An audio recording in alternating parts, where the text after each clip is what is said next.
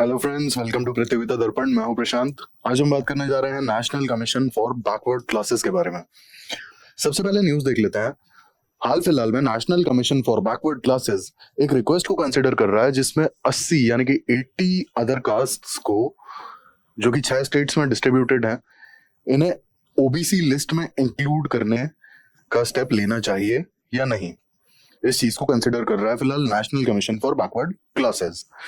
अब ये जो 6 स्टेट हैं जहां पे ये कास्ट डिस्ट्रीब्यूटेड है, इसमें है Maharashtra, Telangana, Andhra, Himachal, Punjab as well as Haryana. तो हम आगे डिस्कस करेंगे कि एक्चुअल में जो प्रोसेस होता है इंक्लूजन का वो क्या होता है, as well as national commission for backward classes का जो ओरिजिन है वो कैसे है, और पूरा टाइमलाइन जानेंगे कि कैसे ये कॉन्स्टिट्यूशनल बॉडी बना। सबसे पहले हम बात कर लेते हैं अदर बैकवर्ड क्लासेस के बारे में। OBC includes all those classes और कास्ट जो कि socially as well as educationally backward है। सुप्रीम कोर्ट ने अपने एक ऑर्डर में ये कंक्लूड किया था कि क्रीमी लेयर, ये एक टर्म यूज किया था सुप्रीम कोर्ट ने, और क्रीमी लेयर वो एक सर्टेन क्राइटेरिया होता है बेसिकली। और अगर आप क्रीमी लेयर में कोई भी बैकवर्ड क्लास या ओबीसी आता है तो उन्हें ओबीसी के बेनिफिट्स नहीं मिलते हैं। यही सुप्रीम कोर्ट ने यहाँ पे एक्सक्लूड करने के लिए कहा था, जिससे कि अदर बैकवर्ड क्लासेस को फायदा मिल पाए जो जेन्युइनली जिन्हें चाहिए बेसिकली। अब प्रोसेस क्या होता है, अगर प्रोसेस की बात करें कि किसी भी बैकवर्ड कास्ट को ओबीसी लिस्ट में इंक्लूड करने का क्या प्रोसेस है, तो यहाँ पे सबसे पहले national commission for backward class के पास में एक रिक्वेस्ट आती है और वो उसे एग्जामिन करता है। जैसा कि हमने देखा न्यूज में कि हाल फिलहाल में national commission for backward classes is considering a request. तो ये फर्स्ट स्टेप होता है जब national commission for backward class के पास में एक रिक्वेस्ट आती है एंड दे एग्जामिन रिगार्डिंग कि किसी कास्ट को ओबीसी लिस्ट में इंक्लूड करना चाहिए या नहीं करना चाहिए।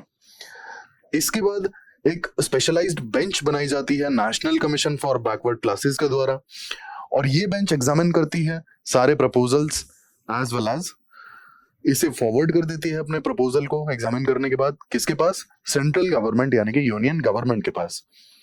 और जो फाइनल डिसीजन आता है, फाइनल डिसीजन लेता है कैबिनेट, यूनियन कैबिनेट बेसिकली, जो कि किसी भी बैकवर्ड कास्ट का इंक्लूजन सेंट्रल ओबीसी लिस्ट में उनका इंक्लूजन डिसाइड करता है, और फाइनली प्रेसिडेंट उसे नोटिफाई कर देते हैं। अब अगर हम कॉन्स्टिट्यूशनल प्रोविजंस की बात करें तो आर्टिकल 15 क्लॉज 4 ये कहता है कि गवर्नमेंट के पास यानी कि स्टेट के पास ये पावर है कि वो अदर बैकवर्ड क्लासेस के लोगों के एडवांसमेंट के लिए स्पेशल प्रोविजंस बना सकें। आर्टिकल 16 क्लॉज 4 ये कहता है कि गवर्नमेंट यानी कि स्टेट के पास में ये पावर्स हैं कि वो अदर बैकवर्ड क्लासेस के लोगों के लिए गवर्नमेंट जॉब्स में रिजर्वेशन के प्रोविजन को ला सकें और ऐसे लॉज बना सकें। अब हाल फिलहाल में अगर हम टाइमलाइन देखें तो 2014 में 16 कम्युनिटीज को सेंट्रल ओबीसी लिस्ट में ऐड किया गया, जो कि Himachal Pradesh, Bihar, Jharkhand, Madhya Pradesh as well as Jammu and Kashmir में स्टे करती हैं। दूसरा यहाँ पे एक और टाइमलाइन में इंपॉर्टेंट इवेंट है, वो है 105th अमेंडमेंट। इस अमेंडमेंट के थ्रू सेंट्रल गवर्नमेंट ने स्टेट्स को अपनी खुद की OBC list, localized OBC list का राइट मेंटेन करने दिया। अब होता क्या है कि जैसे यहाँ पर हम देख रहे थे, बात बात पे सेंट्रल ओबीसी लिस्ट की बात की जा रही है, सेंट्रल ओबीसी लिस्ट, ठीक है। तो ऐसे ही स्टेट ओबीसी लिस्ट भी होती है बेसिकली। अब मैं आपको यहाँ पे एक डिस्क्रिपेंसी बताता हूँ। स्टेट वाइज कई बार क्या होता है ना, डिस्क्रिपेंसी होती है। जैसे कुछ पर्टिकुलर कास्ट को किसी पर्टिकुलर स्टेट में ओबीसी का स्टेटस मिला हुआ है, और सेम पर्टिकुलर कास्ट को किसी अदर स्टेट में शायद हो सकता है एससी या फिर एसटी का स्टेटस मिला हुआ हो। तो ये वाली डिस्क्रिपेंसी सिर्फ और सिर्फ इस वजह से आती है क्योंकि स्टेट्स की खुद की भी अपनी ओबीसी या फिर एससी एसटी की लिस्ट होती है, ठीक है। और 105th अमेंडमेंट में गवर्नमेंट ने स्टेट गवर्नमेंट्स को ये राइट दिया था कि वो अपने स्टेट की ओबीसी लिस्ट को मेंटेन कर सकें। इसके बाद 102nd जो कॉन्स्टिट्यूशनल अमेंडमेंट एक्ट है, ये एनसीबीसी यानी कि national commission for backward classes को कॉन्स्टिट्यूशनल स्टेटस देता है।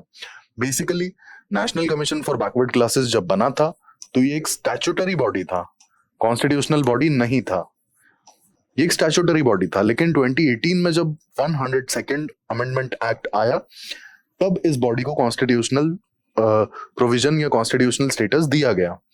अब यहाँ पे apart from examining that a particular caste should be included और excluded from central OBC list, इसके अलावा जो अदर पावर्स हैं एनसीबीसी के, वो हैं to examine the complaints regarding the welfare and measures for backward classes, socially as well as educationally backward classes. अब ये जब स्टैट्यूटरी बॉडी था तो ये ministry of social justice and empowerment के अंडर में काम करता था, एनसीबीसी। और एनसीबीसी की जो शुरुआत हुई वो कैसे हुई, अगर इसके ओरिजिन पे हम बात करें तो सबसे पहले काका केलकर कमीशन आता है रिगार्डिंग बैकवर्ड क्लासेस, फिर आता है मंडल कमीशन रिगार्डिंग बैकवर्ड क्लासेस। अब काका केलकर कमीशन के आने का सिर्फ और सिर्फ एक ही ऑब्जेक्टिव था कि बैकवर्ड क्लासेस के लिए क्राइटेरिया क्या होगा, कैसे आप आइडेंटिफाई करेंगे कि कौन सा caste socially as well as educationally backward है। इसके बाद मंडल कमीशन आता है, मंडल कमीशन का भी सेम मोर और लेस सेम ही ऑब्जेक्टिव रहता है कि कौन सी कास्ट को ओबीसी लिस्ट में इंक्लूड करना चाहिए या नहीं करना चाहिए। इसके बाद आता है इंदिरा सोनी केस 1992, जिसमें फाइनली बैकवर्ड क्लासेस के लिए रिजर्वेशन का प्रोविजन आता है। और यहाँ पे सुप्रीम कोर्ट ने सेंट्रल गवर्नमेंट को ये कहा कि एक परमानेंट बॉडी होनी चाहिए जो कि अदर बैकवर्ड कास्ट के लोगों अदर बैकवर्ड कास्ट के इंक्लूजन या एक्सक्लूजन को देखे, उसे ऑब्जर्व करे और रिकमेंडेशंस दे। ऐसी एक परमानेंट बॉडी होना जरूरी है। अब सुप्रीम कोर्ट के इसी स्टेटमेंट को ध्यान में रखते हुए finally national commission for backward classes act 1993 में एनैक्ट किया गया और यहाँ पे शुरुआत होती है एक स्टैट्यूटरी बॉडी की, which is national commission for backward classes. इसे फाइनली कॉन्स्टिट्यूट किया जाता है। इसके बाद 123rd कॉन्स्टिट्यूशनल अमेंडमेंट बिल 2017 इसे इंट्रोड्यूस किया जाता है पार्लियामेंट में और फाइनली 2018 में ये पास होता है and national commission for backward classes को कॉन्स्टिट्यूशनल स्टेटस मिल जाता है। Now it is a constitutional body. इसके कंपोजिशन की बात करें तो 5 मेंबर्स होते हैं, including chairperson, vice chairperson and other members which are appointed by the president under his seal. अब condition of service and tenure की अगर बात की जाए तो ये सारी चीजें प्रेसिडेंट के द्वारा डिटरमाइन की जाती हैं। That's it. ये हमने पढ़ा national commission for backward classes के बारे में और जाना कि बेसिकली जो बैकवर्ड क्लासेस को सेंट्रल ओबीसी लिस्ट में इंक्लूड करने का प्रोसेस क्या होता है। इसके अलावा हमने ये भी देखा कि national commission for backward classes का ओरिजिन क्या है। पहले वो एक स्टैट्यूटरी बॉडी था, वो कैसे बना, कौन कौन से बैकवर्ड क्लासेस कमीशन आए, सुप्रीम कोर्ट ने कब ये वर्डिक्ट दिया कि एक परमानेंट बॉडी होनी चाहिए और फाइनली 2018 में आकर के national commission for backward classes को कॉन्स्टिट्यूशनल स्टेटस मिल जाता है। तो ये हमने पूरा डिटेल में इसे डिस्कस किया। ऐसे ही इंफॉर्मेटिव वीडियोस के लिए हमारे साथ जुड़े रहिए। Thank you, thanks for watching.